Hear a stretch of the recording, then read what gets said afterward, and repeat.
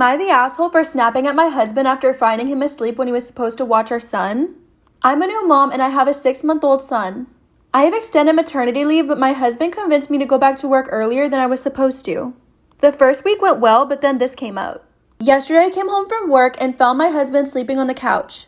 Not flat, but he was sitting up and his head was leaning to the side with our son sleeping in his lap. He was even snoring, if I recall correctly. I was dumbfounded. I loudly called his name, telling him to wake up. He then asked why I came home early, but I asked how long he'd been sleeping like that. He said he didn't know exactly, but after our son fell asleep. It was at this point that I went off on him. Am I the asshole for snapping at my husband after finding him sleeping when he was supposed to watch our son? At this point, I went off on him and said he shouldn't have let our son out of his sight, but he did that when he closed his eyes. He said he was just napping and our son was with him, not in the other room. I stated he should never be sleeping while alone with our son and that there's no one else in the apartment because anything could happen. Again, he said he was just napping and that since he's naturally a light sleeper, then nothing will happen that he wouldn't know about.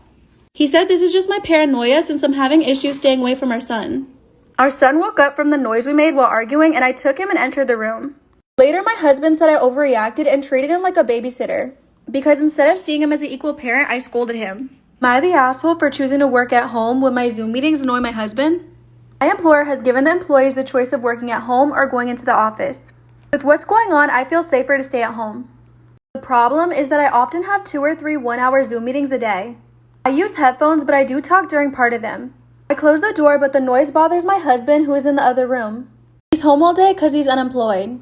He says I'm selfish to stay at home and bother him when I could choose to go to work in the office, and weighs my health concerns as paranoid. I do feel guilty because he gets really upset by the noise and says it's hard for him to focus on stuff he's reading when he's hearing me talk.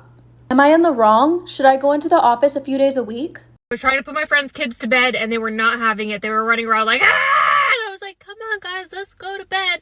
And they were just ignoring me. And so I remember this trick my mom used to do when I was little where she would say, okay, I'm closing my eyes and I'm counting down from 5. And when I open my eyes, everybody better be in bed. And so I tried it. I told them that's what I was going to do.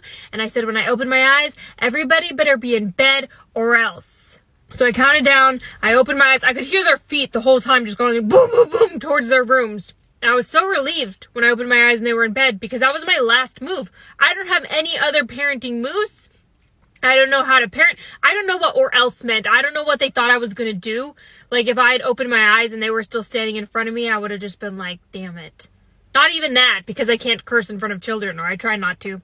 I also try not to say any curse adjacent words because you can get in trouble for those too. One time I was with a different friend's kids and I said freaking in front of them, and the son looked up at me and he said, that's a bad word and you're not allowed to say it in front of us ever again. And initially I wanted to defend myself and be like, freaking's not a bad word.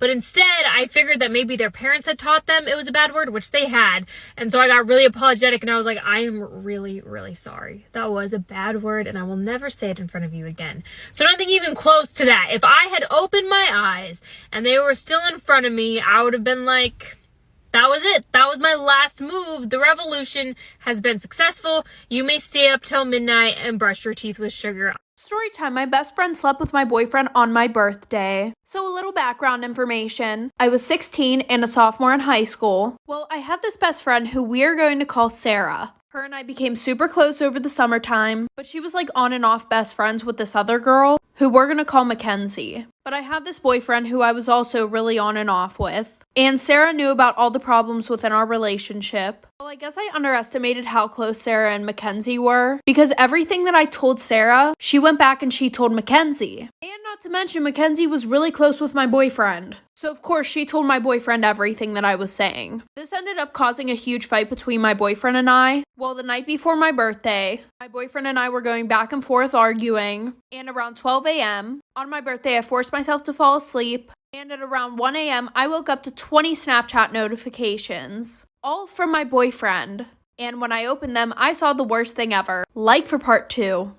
Part 2 about how my best friend slept with my boyfriend on my birthday. So like I said, I woke up at around 1 a.m. to 20 Snapchat notifications from my boyfriend, and I saw the absolute worst thing ever. The first 5 notifications were just him calling me names. And then all the other ones were just him doing stuff with my best friend. And you guys can already guess what I mean by doing stuff. So at this point, I was heartbroken, I was pissed off. But of course, because I gotta have the receipts, I went and took a video off my sister's phone of everything that he sent me. In the morning, I woke up to a text from an unknown number, and it turned out to be my boyfriend's best friend saying that him and Sarah were now together. So my boyfriend asked me to meet up and apologize. So I met him at this park, and he apologized to me, telling me that he wanted to get back together with me. But I told him to KMA, and I left. Then Sarah came to my house and keyed my car, and then we fought on my front lawn. And then after that, she was texting me about how she was coming back to my house, like for part 3. Part 3 about how my best friend slept with my boyfriend. So like I said, she came to my house and she keyed my car. And I caught her, so I went outside. We fought on my front lawn. After she left, she kept sending me messages saying that she was coming back to my house so we could fight again. But she was blocked, so I didn't get any of the messages. And then my ex came to my house and brought me flowers. And this was all in a span of one day. So because it was my birthday party, my cousins were at my house, and I already told them everything that happened. So they went outside and they fought him. Well, then I ended up sending all the videos to his parents, her parents, his siblings, aunts, uncles, cousins who loved me. Then I also decided to take legal action, and I sent the cops all of the screenshots of Sarah harassing me. And my sister got a video of us fighting, so I sent that to them too. Well, since she was 18 and I literally just turned 16, she got 3 months in county jail for minor harassment and minor physical altercations. So in the end, I think I won. I'm 22 and my sister Anna, 21, is special needs. She has severe autism, and while she is verbal, most of her communication is physical, like sign language, due to her social discomfort. She does speak around family though, and has pretty bad cognitive skills. She can't comprehend boundaries and lives with our parents so they can best watch her. I'm getting married in 3 months. We planned a simple wedding and reception at my fiance Michael's parents' barn and farm. Since it's all going to be DIY and we aren't planning on anything too expensive, we can do things pretty quickly since flowers, food, and decor will be provided by his family. I sent out invites last week and I asked Anna not to come. I told my parents I understood that would mean they might not show up, but it was just a heads up. Why no, Anna? Because she has an issue touching Michael and trying to kiss him. At times when we were at my parents' house, Anna would try to grab Michael's hands, try to lean in to kiss him, or would have really bad shutdowns if she wasn't allowed to be directly next to him. We've tried speaking to her, but there's only so much we can do when she really doesn't understand. I told my parents I just want one day for Michael to be my partner and not Anna's comfort person. They called me selfish and asked how I expected them to agree to something like this. They told me Anna is disabled and may never experience a wedding of her own, while I have Michael for probably the rest of our lives. She'll have no one, and that Michael and I can be a little bit more understanding to the reality of her life. Later on, my parents called me letting me know that they won't be coming and it's best that I don't bring Michael around anymore since I've chosen some man over my sister. They told me that Anna wanting to kiss Michael and hug him is normal for a woman her age and she doesn't understand what her feelings mean. I suggested they try to redirect her during the wedding, but they said that Michael is going to be family to her and he needs to get over it. I suggested they watch the wedding via web and they said that it's not fair and they deserve to see things in person. I asked if I could pay for someone with proper credentials to watch her that day while they attend, and they asked me what I would do when they died and if I'd pawn her off every time. I dropped the unfortunate truth bomb that I don't want to put any more of my life aside for Anna. I did it up until I turned 18 and Anna is not my life's responsibility and I won't be her keeper. I assured them that I pay for her care, but if she's okay doing this to Michael, then I worry if I ever choose to have children and what she'd do to them. They said I was sick for suggesting she'd do anything to my future children and hung up on me. They sent me a lengthy text telling me not to contact them until I could do the right thing. Am I the asshole for not wanting my disabled sister at my wedding?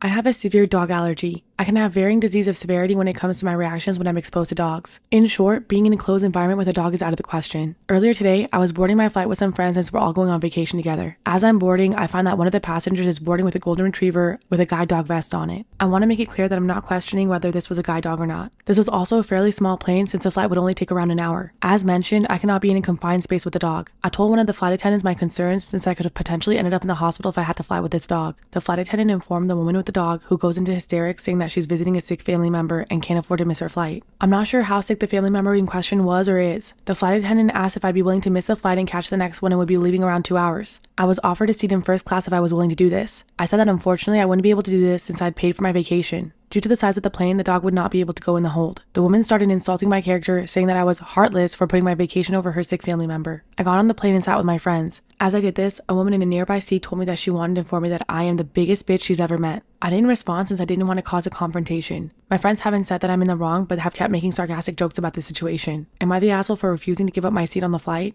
I drove 2 hours to surprise my boyfriend and found out that he left for the week. It's me and my boyfriend's first year away at school. We're both from the same town but went to different schools and they're 2 hours apart, so we've both made the drive many times and it's worked out great. My class was canceled tomorrow, so I decided it would be fun to go to Victoria's Secret, get some candles, massage lotion, and then go surprise him tonight. I got to his dorm and saw that his car was still in the parking lot, so I figured I had some time to get it cleared with his roommate and surprise my boyfriend. I texted his roommate and asked if I could let myself in and he said of course, but my boyfriend had gone out of town for the rest of the week. I was confused. His parents have a house in Imperial Beach, but he always wants me to go with him. I called him and he said that yes, he was going, but he was still in town getting some stuff together. I asked him if I could come with him and he said no, it was just a boys trip. I told him that I was actually in his dorm parking lot and wanted to surprise him. He gave me this very condescending, "Oh, that's nice." I asked if he could at least please come by and see me or we could meet up since I went through a lot of work to put this together. He just dismissively said, "No, I can't. We're already on our way." He then said that maybe he could come next weekend to see me, but I should just drive back, and then basically hung up. I looked at Find My Friends and it turns out he was literally passing by his dorm as we were talking on the phone. He could have easily stopped by and said hello, and this really hurt. Maybe it was stupid, but I called his friends and they all said the same thing. The thing that's so sus is that none of them are going and it's some random friend he's going with that none of them have ever met, but I shouldn't be suspicious. It's like all of them were coached into saying the right thing in short notice because they all said the same thing. I mean, I guess I could look at it like they all said the same thing because it's the truth, right? However, every one of my alarm bells is going off. This is so unlike him. Even if he were going there, he would have told me first. This is the first time he's ever gone without telling me or without inviting me. Maybe I'm a young, dumb, paranoid girlfriend, but my instincts are telling me something is up. What should I do here?